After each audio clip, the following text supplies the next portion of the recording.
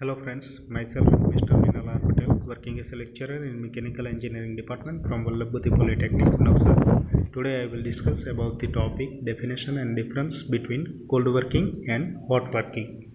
For the subject Manufacturing Engineering 1, subject code 333-1901. તો આપણું manufacturing engineering 1ની અંદર સેકન્ડ યુનિટ છે મેટલ વર્કિંગ પ્રોસેસીસ, જેની અંદર ઇમ્પોર્ટન્ટ ડેફિનેશન્સ છે આપણી હોટ વર્કિંગ અને કોલ્ડ વર્કિંગ ઓફ મેટલ્સ. તો સૌથી પહેલાં આપણે મેટલ વર્કિંગ અથવા મેટલ ફોર્મિંગ કોને કહીશું એ સમજી લઈએ, અથવા એને આપણે મિકેનિકલ વર્કિંગ પણ કહી શકીએ. તો મિકેનિકલ વર્કિંગ કોને કહેવાય? તો જ્યારે કોઈ પણ મેટલ હોય તો એ મેટલ પર આપણે એક્સટર્નલ ફોર્સ આપીએ અને એનું પ્લાસ્ટિક ડિફોર્મેશન કરીએ અને જુદા જુદા આકાર અને માપ મેળવીએ તો એ પ્રોસેસને મિકેનિકલ વર્કિંગ અથવા તો મિકેનિકલ ફોર્મિંગ કે મેટલ ફોર્મિંગ પણ કહી શકાય. બરાબર. હવે આ જે પ્રોસેસ છે તે મેટલની ઠંડી સ્થિતિમાં પણ થઈ શકે અને ગરમ પોઝિશનમાં પણ થઈ શકે, અને આવી પ્રોસેસીસથી આપણે ધાતુની અંદર ચોક્કસ પ્રકારના ગુણ એટલે કે પ્રોપર્ટીઝ આપી શકીએ છીએ. મેટલ ફોર્મિંગનો મેઇન એમ શું છે? તો આપણો જે પણ ધાતુનો મૂળ ટુકડો છે, એટલે એને આપણે ઇંગોટ કહી શકીએ, તો એને ઘટાડીને જરૂરી માપવાળા ભાગ તૈયાર કરી શકાય અને ધાતુની જે મિકેનિકલ પ્રોપર્ટીઝ છે એની અંદર પણ સુધારો કરી શકાય. પછી બીજું કે ધાતુમાં કોઈ છિદ્ર રહી જતા હોય, બ્લો હોલ્સ રહી જતા હોય, કેવિટીસ રહી જતી હોય તો એને દૂર કરી શકાય, અને ધાતુમાં કોઈ અશુદ્ધિ રહેલી હોય તો એને આપણે આખી ધાતુની અંદર એક સરખા ભાગે વહેંચણી કરીને એની જે અસર છે તે અસર ઓછી કરી શકાય. તો એટલા માટે આપણે મિકેનિકલ વર્કિંગ કરીએ છીએ, જે આપણે ઠંડી પોઝિશનમાં અથવા ગરમ પોઝિશનમાં કરીશું. તો મેટલ ફોર્મિંગ જે છે એને આપણે બે ગ્રુપમાં ડિવાઈડ કરી શકીએ: હોટ વર્કિંગ ઓફ મેટલ્સ અને કોલ્ડ વર્કિંગ ઓફ મેટલ્સ. તો સૌથી પહેલાં આપણે જોઈએ હોટ વર્કિંગ ઓફ મેટલ, એટલે કે ધાતુ પર ઉષ્ણ કાર્ય. તો ધાતુને તેના પુનઃસ્ફટિકીકરણ એટલે કે રીક્રિસ્ટલાઇઝેશન ટેમ્પરેચરથી વધારે ટેમ્પરેચર પર પણ તેના ગલન બિંદુ એટલે કે મેલ્ટિંગ પોઈન્ટથી ઓછા ટેમ્પરેચર પર ગરમ કરીને તેના પર બાહ્ય બળ આપી સુગઠ્ય વિરૂપણ એટલે કે પ્લાસ્ટિક ડિફોર્મેશન દ્વારા જરૂરી આકાર આપવામાં આવે તો આ પ્રક્રિયાને હોટ વર્કિંગ ઓફ મેટલ્સ કહેવામાં આવે છે. રીક્રિસ્ટલાઇઝેશન ટેમ્પરેચર એટલે શું? તો એવું ટેમ્પરેચર કે જ્યાં આગળ ધાતુની અંદર બીજા સ્ફટિક બનવાનું શરૂ થાય છે. એટલે ધાતુને આપણે એટલું ગરમ કરીશું કે એનું રીક્રિસ્ટલાઇઝેશન ટેમ્પરેચર કરતાં વધારે ટેમ્પરેચર મળે, એટલે કે એની અંદર નવા સ્ફટિક બનવાનું સ્ટાર્ટ થઈ જાય. એટલા ટેમ્પરેચર પર આપણે વર્ક કરીએ, પણ મેલ્ટિંગ પોઈન્ટ સુધી આપણે ગરમ કરીશું નહીં, કારણ કે મેલ્ટિંગ પોઈન્ટ સુધી ગરમ કરીશું તો ધાતુ પીગળી જશે. એટલે રીક્રિસ્ટલાઇઝેશન ટેમ્પરેચરથી વધારે ટેમ્પરેચર પર પણ મેલ્ટિંગ પોઈન્ટથી ઓછા ટેમ્પરેચર પર ધાતુને ગરમ કરીને એના પર આપણે એક્સટર્નલ ફોર્સ આપીશું અને પ્લાસ્ટિક ડિફોર્મેશન કરીને જરૂરી આકાર મેળવીશું તો એ પ્રકારની પ્રોસેસને શું કહી શકાય? હોટ વર્કિંગ ઓફ મેટલ કહી શકાય. બરાબર છે. હવે આ હોટ વર્કિંગ કર્યા પછી ધાતુની સ્ટ્રેન્થ અને ડક્ટિલિટી એ જે પ્રોપર્ટી છે એની અંદર વધારો થાય છે, અને આવી ધાતુના ચોક્કસ આકાર અને માપ મેળવવા માટે આ હોટ વર્કિંગ કમ્પ્લીટ થઈ ગયા પછી ફિનિશિંગ કાર્ય કરવું જરૂરી બને છે, એટલે કે એનું ફિનિશિંગ કરવું જરૂરી છે. બરાબર. કારણ કે એનાથી આપણને ચોક્કસ શેપ મળશે અને ડાયમેન્શન પણ એક્યુરેટ મળશે ફિનિશિંગ કરવાથી. હવે એ જ રીતે બીજું આવે છે cold working method, cold working of metals. બરાબર, અથવા કોલ્ડ વર્કિંગ મેથડ. તો એની અંદર શું? તો આના કરતાં થોડું ડિફરન્સ. તો ધાતુને એના રીક્રિસ્ટલાઇઝેશન ટેમ્પરેચરથી ઓછા ટેમ્પરેચરે ગરમ કરી. અહીંયા આગળ આપણે રીક્રિસ્ટલાઇઝેશન ટેમ્પરેચરથી વધારે ટેમ્પરેચર પર ગરમ કરતા હતા, અહીંયા આગળ ઓછા ટેમ્પરેચરે, કારણ કે કોલ્ડ વર્કિંગ છે. ઓછા ટેમ્પરેચર પર ગરમ કરી તેના પર બાહ્ય બળ આપી પ્લાસ્ટિક ડિફોર્મેશન દ્વારા જરૂરી આકાર મેળવવામાં આવે તો એને ધાતુનું શીટ કાર્ય અથવા તો કોલ્ડ વર્કિંગ ઓફ મેટલ કહેવામાં આવે છે. હવે આ બેમાં આપણે જોઈએ તો હોટ વર્કિંગ આપણે કરીએ તો એનાથી શું થાય છે? તો ડક્ટિલિટી, સ્ટ્રેન્થ, ટફનેસ, મેલેબિલિટી વગેરેમાં સુધારો થાય છે. બરાબર. છિદ્ર જે છે તે પણ દૂર થઈ જાય છે, વિરૂપણ જે છે એ પણ ઓછા દબાણે થાય છે, એટલે કે એને આપણે શેપ પણ ઓછા પ્રેશરે આપી શકીએ છીએ. ધાતુમાં રહેલી અશુદ્ધિ પણ વિભાજિત થઈને વહેંચાઈ જાય એટલે અસર દૂર થાય છે. બરાબર. અને બધા કણ જે છે એ એક જ દિશામાં ગોઠવાવાથી ધાતુની સ્ટ્રેન્થ વધી જાય છે હોટ વર્કિંગમાં. હવે હોટ વર્કિંગ જે છે એના ગેરફાયદા શું થશે? તો હાઈ ટેમ્પરેચર હશે એટલે ઓક્સિડેશન થશે, અને ઓક્સિડેશન થશે એટલે સરફેસ પર ફિનિશ સરખું મળશે નહીં, અથવા મેટલની લોસ થશે. વસ્તુનો આકાર અને માપ જે છે એની અંદર ચોકસાઈ પણ આપણને ઓછી મળશે.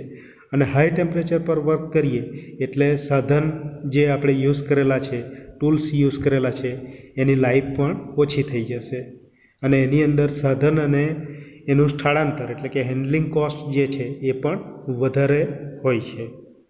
જ્યારે કોલ્ડ વર્કિંગમાં આપણે જોઈએ તો કોલ્ડ વર્કિંગમાં શું થશે? તો કોલ્ડ વર્કિંગના એડવાન્ટેજીસ આપણે જોવા હોય, કોલ્ડ વર્કિંગ ઓફ મેટલ્સ, તો એની અંદર ફિઝિકલ પ્રોપર્ટી જેવી કે સ્ટ્રેન્થ અને હાર્ડનેસ વધે, સરફેસ ફિનિશ જે છે તે સારી મળે. જે હોટ વર્કિંગના આપણા ડિસએડવાન્ટેજીસ હતા એ આની અંદર એડવાન્ટેજીસમાં આવી જશે. સરફેસ ફિનિશ આની અંદર સારી મળશે. માપની એક્યુરેસી પહેલાંમાં ઓછી મળતી હતી તો આની અંદર પણ આની અંદર વધારે મળશે. હવે આની અંદર આપણે ધાતુને ગરમ નથી કરવાની એટલે એનો ખર્ચ પણ ઓછો થશે અને સમય પણ ઓછો લાગશે.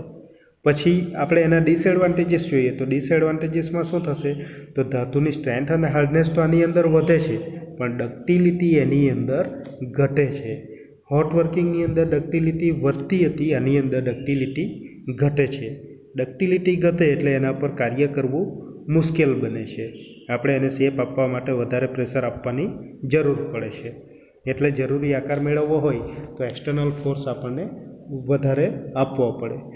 ધાતુમાં બીજા જે ઇન્ટરનલ સ્ટ્રેસીસ હોય અને રેસિડ્યુઅલ સ્ટ્રેસીસ પણ એની અંદર ક્રિએટ થાય છે. ઇન્ટરનલ સ્ટ્રેસીસ રહી જાય અને રેસિડ્યુઅલ સ્ટ્રેસીસ પણ ક્રિએટ થાય છે. અને કાચ સામે અવરોધ પણ એની અંદર ઘટે છે. અને ડક્ટિલિટી ઓછી હોય એવી ધાતુનું આપણે કોલ્ડ વર્કિંગ કરવું હોય તો એ પોસિબલ નથી, કરી શકાતું નથી. ધાતુ પર આપણે બીજી વખત કોલ્ડ વર્કિંગ કરવું હોય તો એના માટે પાછી એનિલિંગ પ્રોસેસ કરવી પડે, એટલે એનાથી ખર્ચ વધવાની પોસિબિલિટી રહે છે. બરાબર. તો આ થયું બેઝિક આપણું હોટ વર્કિંગ અને કોલ્ડ વર્કિંગ. હવે અહીંયા આગળ એક્ઝામમાં ખાસ પૂછાય છે ઇંગોટ એટલે શું, બ્લૂમ એટલે શું, બિલેટ એટલે શું અને સ્લેબ એટલે શું. બરાબર. આ સિવાય પણ બીજું શીટ આવે છે, ફ્લેટ આવે છે અને સ્ટ્રીપ આવે છે, પણ આ ચાર મોસ્ટલી પૂછાય છે જે આપણે અહીંયા આગળ જોઈએ છીએ. ઇંગોટ એટલે શું? તો અહીંયા આગળ બધી ફિગર બતાવેલી છે. જે મોટો ટુકડો છે તે ઇંગોટ કહેવાય, પછી નાનો ટુકડો બને છે તો બ્લૂમ થશે, પછી એનાથી નાનો એટલે બિલેટ થશે અને એનાથી નાનું એટલે સ્લેબ થશે. તો પહેલાં ઇંગોટ એટલે લગડી અથવા પાટ કહી શકાય. તો એ કેવો હશે? તો ચોરસ આડછેદ ધરાવતો એક ટુકડો, બરાબર, જે છેડા પર સહેજ ઢાળવાળો હશે.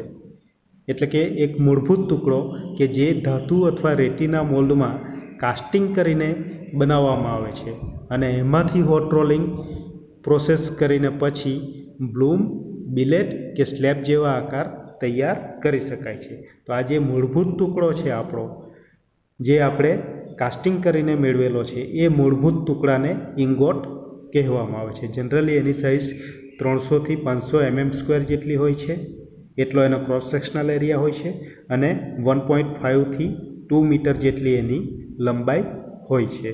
એના પછી બ્લૂમ. તો બ્લૂમ એટલે આના કરતાં નાનો ટુકડો, તો એ શાનામાંથી મેળવેલો છે? આપણે ઇંગોટમાંથી મેળવેલો છે. તો બ્લૂમ કોને કહેવાય? તો ચોરસ આડછેદ ધરાવતો ઇંગોટથી નાની સાઇઝનો ટુકડો, એટલે એને બ્લૂમ કહેવામાં આવે છે. એની સાઇઝ કેટલી હશે? આની 300થી 500 mm² હતી ઇંગોટની, તો બ્લૂમની સાઇઝ આપણી 200થી 300 mm² હશે. પછી એની લંબાઈ 3.5 to 5.5 મીટર જેટલી હોઈ શકે છે.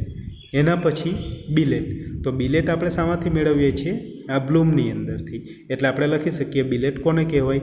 તો ચોરસ આડછેદ ધરાવતો ધાતુનો ટુકડો જે બ્લૂમમાંથી તૈયાર થાય છે અને એમાંથી વધારે રોલિંગ પ્રોસેસ કરીને સળિયા બનાવી શકાય છે. એટલે કે રાઉન્ડ બાર બનાવવા હોય આપણે તો એ બિલેટની અંદરથી તૈયાર કરી શકાય છે.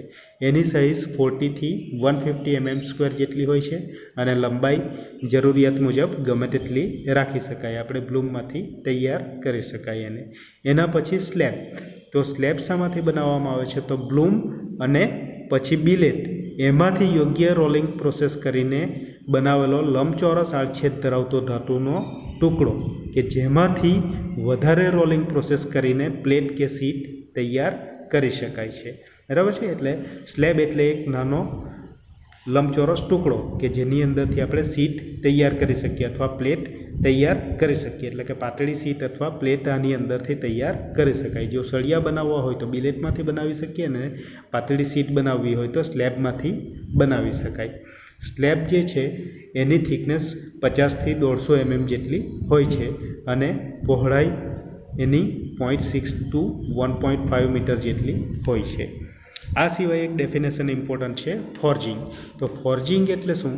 તો જ્યારે આપણે કોઈપણ ગરમ ધાતુને રેમ, ઘણ કે હથોડી વડે પ્રેશર આપીને ડાયનો ઉપયોગ કરીને આકાર મેળવીએ તો એ પ્રોસેસને ફોર્જિંગ કહેવાય છે. ડાયની અંદર આપણે ગરમ ધાતુને મૂકીએ અને પછી એના પર આપણે રેમથી પ્રહાર કરીએ, હથોડીથી પ્રહાર કરીએ કે મોટા ઘણ વડે પ્રહાર કરીએ. બરાબર. અને એ રીતે ટીપી ટીપીને આપણે જે આકાર મેળવીશું એ આકાર મેળવવાની જે પ્રોસેસ છે એને ઘડતર કહેવામાં આવે છે અથવા ફોર્જિંગ કહેવામાં આવે છે. તો આ થઈ આપણી બેઝિક ડેફિનેશન વિશેની વાત. અહીંયા આગળ આપણે હોટ વર્કિંગ, કોલ્ડ વર્કિંગ અને ફોર્જિંગ જોઈ ગયા. હવે આપણે મેઇન ડિફરન્સ જોઈએ, હોટ વર્કિંગ અને કોલ્ડ વર્કિંગ વચ્ચેનો ડિફરન્સ. તો જે રીતે આપણે આગળ ડિસ્કશન કરી ગયા એ જ રીતે હોટ વર્કિંગના જે એડવાન્ટેજીસ હતા તે સીટ વર્કિંગ અથવા કોલ્ડ વર્કિંગમાં ડિસએડવાન્ટેજીસ બની જશે. પહેલાં એની મેઇન વાત જે આપણે ડેફિનેશનમાં જોઈ ગયા તે રીતે. તો હોટ વર્કિંગ આપણે ક્યારે કહેતા? તો ધાતુ પર રિક્રિસ્ટલાઇઝેશન ટેમ્પરેચર કરતાં વધારે ટેમ્પરેચર પર વર્ક થાય છે તો એને હોટ વર્કિંગ કહેવામાં આવે છે. જ્યારે ધાતુ પર પુનઃસ્ફટિકીકરણ અથવા રિક્રિસ્ટલાઇઝેશન ટેમ્પરેચર કરતાં ઓછા ટેમ્પરેચરે વર્ક થાય છે તો એને કોલ્ડ વર્કિંગ કહેવામાં આવે છે. અહીંયા આગળ આપણે વધારે ટેમ્પરેચર પર વર્ક કરીએ છીએ એટલે કે ગરમ ધાતુ પર કામ થતું હોવાને કારણે ઓછા બળની જરૂર પડે છે. જ્યારે કોલ્ડ વર્કિંગમાં રૂમ ટેમ્પરેચર પર વર્ક થતું હોવાને કારણે વધારે બળની જરૂર પડે છે. કારણ કે ધાતુ ઠંડી હોય છે એટલે એને બીજા શેપમાં કન્વર્ટ કરવા માટે વધારે ફોર્સ આપવો પડે છે. અહીંયા આગળ ધાતુના મોટા કણો એટલે કે કોર્સ ગ્રેનનું સૂક્ષ્મ કણોમાં રૂપાંતર થાય છે, ગ્રેન રિફાઇનમેન્ટ થાય છે. જ્યારે અહીંયા આગળ ગ્રેન્સ આર ડિસ્ટોર્ડ એટલે કે ધાતુના કણનો આકાર જે છે તે બદલાઈ જાય છે. હોટ વર્કિંગની અંદર રેસિડ્યુઅલ સ્ટ્રેસ ક્રિએટ થતું નથી. જ્યારે કોલ્ડ વર્કિંગ હોય તો એની અંદર રેસિડ્યુઅલ સ્ટ્રેસ ઉત્પન્ન થાય છે. એટલે એને દૂર કરવું હોય તો એના માટે હીટ ટ્રીટમેન્ટ કરવી જરૂરી બને છે. હોટ વર્કિંગની અંદર મિકેનિકલ પ્રોપર્ટીઝ જેવી કે ડક્ટિલિટી, સ્ટીફનેસ, ટફનેસ વગેરેમાં સુધારો થાય છે એટલે કે વધે છે. જ્યારે કોલ્ડ વર્કિંગની અંદર સ્ટ્રેન્થ અને હાર્ડનેસમાં સુધારો થાય છે. એની અંદર ડક્ટિલિટી આપણને ઓછી મળે છે. બરાબર છે.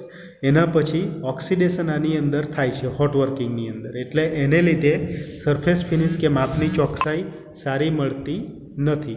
જ્યારે આની અંદર ઓક્સિડેશન ઓછું હોય છે કોલ્ડ વર્કિંગની અંદર એટલે સરફેસ ફિનિશ અને માપની ચોકસાઈ સારી મળે છે. બીજું કે હોટ વર્કિંગની અંદર આપણે વધારે ટેમ્પરેચર પર વર્ક કરવાનું છે એટલે ભઠ્ઠી અને ટૂલિંગને લીધે ઇનિશિયલ કોસ્ટ વધે છે અને એનું સ્થળાંતર એટલે કે હેન્ડલિંગ કોસ્ટ પણ વધારે હોય છે. જ્યારે કોલ્ડ વર્કિંગની અંદર રૂમ ટેમ્પરેચર પર જ વર્ક કરવાનું હોય છે એટલે ભઠ્ઠીની જરૂર પડતી નથી અને મોટેભાગે ધાતુ પર રૂમ ટેમ્પરેચરે વર્ક થતું હોવાને કારણે ઇનિશિયલ કોસ્ટ ઓછો થાય છે અને ટૂલિંગના સ્થળાંતર માટેનો હેન્ડલિંગ કોસ્ટ પણ ઓછો થાય છે. Thank you.